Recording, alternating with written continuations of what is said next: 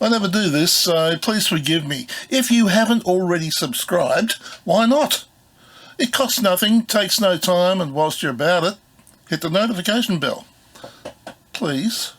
Many people have asked me to talk about my old girl, the 1999 HZJ 105 Landcruiser. It was originally owned by KIB000, or the Conservation and Land Management Department of the government, and had an intermediate owner, from whom I bought it at 152,000 kilometres for $30,000. It was 5 years old, and I had hoped that I was doing the right thing. I knew nothing about four-wheel drives until this point in time, and indeed believed they had no place in the city environment. So imagine the ridicule and derision that I received when I turned up with this little lady. There was one difference. This was going to get used for what it was intended for. And at the time of this film, it has done 618,000 kilometres, the engine died at 545,000, and the gearbox was replaced at 610,000. And not rebuilds, genuine factory replacements. The turbo was fitted around 295,000 when I purchased my caravan in 2009. The standard donk needed just that little bit of help in towing a new hotel. The cruiser has been everywhere, from Cape York to Gibb River Road and Dampier Peninsula to Kangaroo Island, through Central Australia via the Great Central Highway and the Ambadell Highway, along the Trans-Australian Railway, has crisscrossed Queensland and Northern Territory. The list goes on. We crossed the Gibson Desert via the Gun Barrel Highway and the Simpson Desert to Popple Corner, and all without the electronic assist features that they insist on placing in today's vehicles, designed to give you more headaches when they fail, usually with no local knowledge or the necessary gear to repair them. Enough, let's get on with the story. It was November 2004, and I was planning a trip to Darwin to see the V8 supercars in July the following year. I intended spending 8 weeks exploring as much of the Northern Territory and Kimberley as I could whilst I was away. It necessitated the purchase of a four-wheel drive. I found a brilliant HZJ 105 Landcruiser that had done 150,000 kilometres. I did a one-day four-wheel drive course, but realised that as a complete novice, I needed to do a full-on off-road trip to gain just a little bit of knowledge. So just a fortnight before I was due to leave on the big trip, we undertook this trek. Looking back now, 350,000 kilometres later, and in the same trusty old cruiser, this was the beginning of the rest of my life. 5 years later would see the birth of four-wheel drive Oz DVD. This was where it all began. How dodgy is that? Driving and filming at the same time. I don't know where he got the idea from.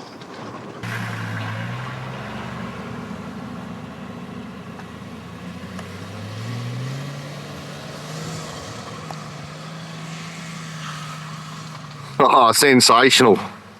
It's about 10:15 in the evening, and this strange marsupial, as large as it may be, is actually on top of the Landcruiser. Drop bear. Drop bear. Monday drop bear. Putting together his kit for the evening. Well, it's Sunday morning, 28th. It's the morning after the night before. And there's the old girl just sitting there waiting for another day at it. That was the bedroom last night. Up on top, I have to admit that it's the most comfortable thing to get in and out of, but does the job. Warm as toast inside.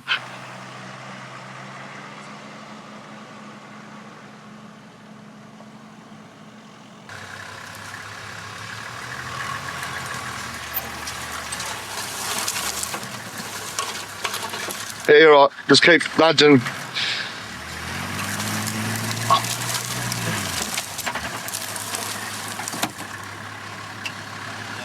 It was just the thing hitting the bumper. Nah, you're going to break your light.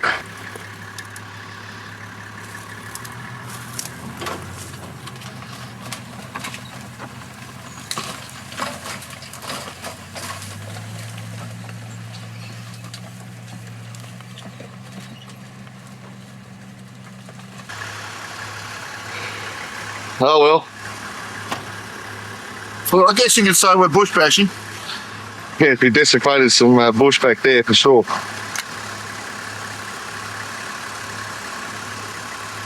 Well, what's the plan? Try the other road, I guess. Well, we can get back to the main highway and fix off.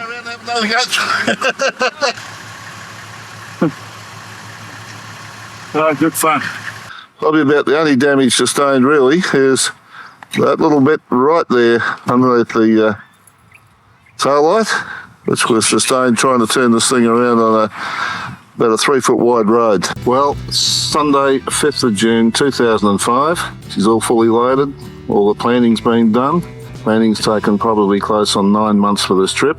Cost of the vehicle, then all the bits and pieces that have been added to it. Probably a lot of overkill here. I've probably got miles too much stuff. Okay, we've got a bit of a night light happening there now. If we push the button again, maybe we can actually enhance it. There we are, all set up, ready to go for the evening. Well, it's gone 6 o'clock in the morning, and I'm at a truck stop. Well, one of those off-road parking bays. As it turned out, it must have been pretty local because, very much localised, because it was definitely starting to spit and it got wet. And I just chucked everything in, and the whole vehicle's got to be repacked as a result of that this morning. But, yeah, no more rain. We've been pretty much followed by the weather. It's been raining all night. So let's go on and see what the weather's like further out. Well, that's the roadhouse. And just behind that is the caravan park. Not badly set up. Really, for where we are. As you can see, the setup was rather basic. These days, it seems that countless thousands of dollars are invested into setting up a vehicle for a camping trip or experience.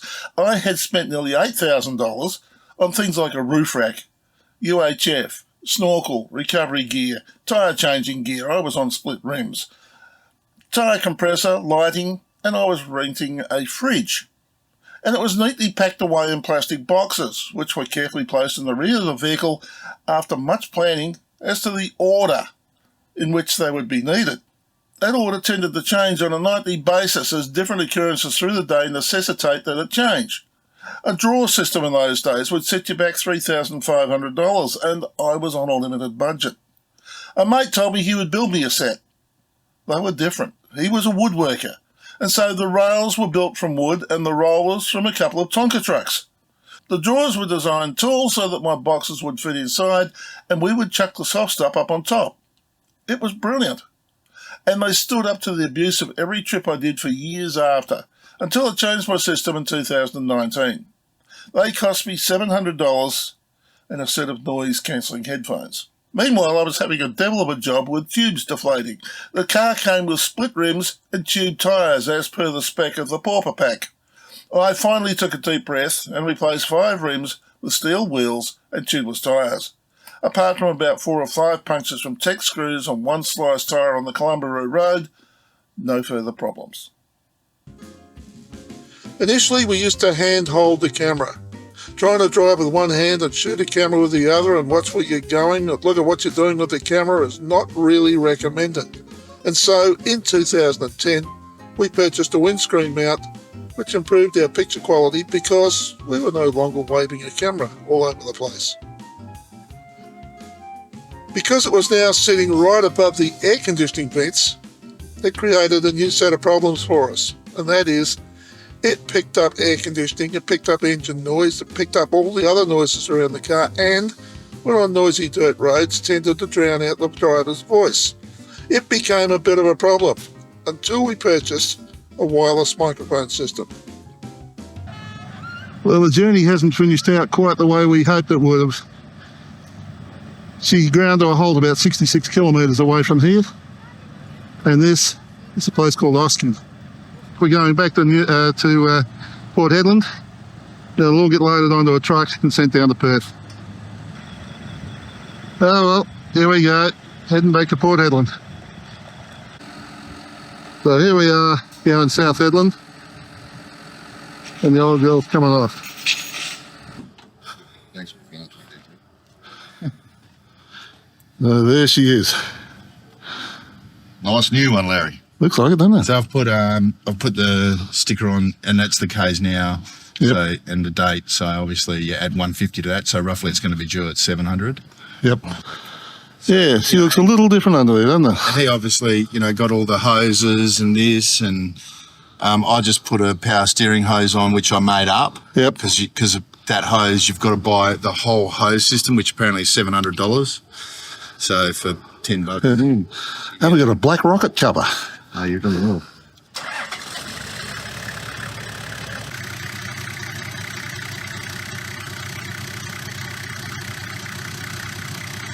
That's a new one. This sounds like a new one. So yeah, she goes. Less power than what we've had before, but it's towed it before without the turbo on. But it was into a stiff hot breeze. It was 40 degrees. That was a long time ago. That was back in 2009. But that wasn't a new motor. This is a new motor, so you'll be right. And I'm a little more patient these days than I was then too. So let's see how we go. So, anyone want a motor? That's it. To all intents and purposes, the old girl is stock standard suspension-wise. I put a new set of springs with graduating springs on the back. That was it. A weight distribution system does the job when the van is on, and as mentioned, the split rims were replaced with steel rims in 2008 or thereabouts. A turbocharger was added around the 295,000 kilometre mark in 2009. All of my early pre-2009 off-road footage was shot using a bog standard 18Z motor. The vehicle came supplied with a genuine Toyota tow bar, a rear wheel carrier and an ECB alloy bullbar, and I fitted an auxiliary battery. The more observant among you will have noticed that the car these days sports a different bullbar, and a steel one at that. Let me show you a piece of footage which has never been seen by anyone before. I have accepted that it happened, and I know why it happened. The road was covered in loose stones. I had a momentary lapse in concentration. I got on the wrong side of the road, the corner was off camber, and the vehicle suddenly felt untidy. I went for the brake, and the GPS tells me that I connected at 20 kilometres per hour. English.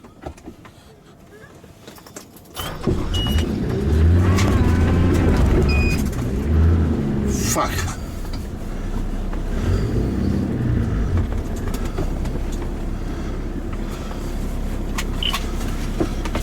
Shit, did a decent job of it.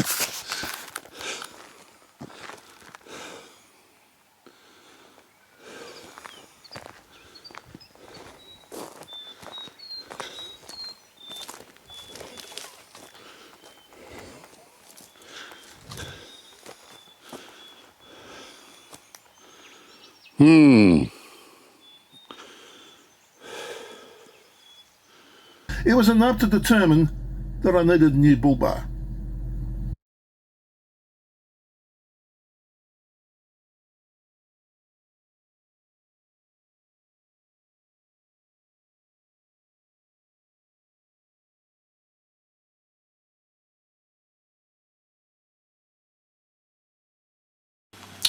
So that's our story. From feeling unsure as to whether I was doing the right thing in purchasing this vehicle, it's turned out to be the greatest investment I've ever made.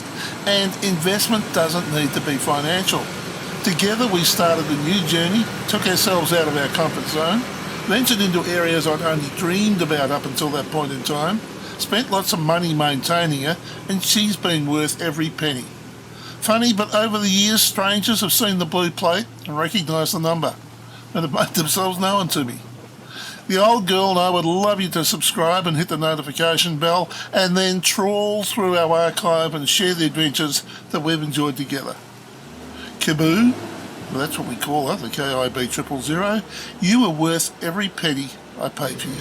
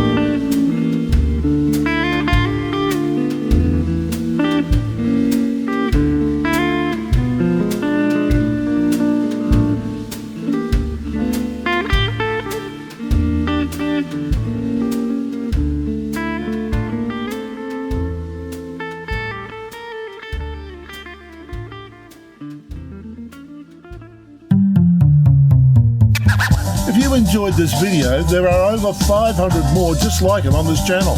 Subscribe and hit the notification bell and we'll let you know when the next video is available. If you liked this video, hit the like button and feel free to share with your friends. Thanks for watching.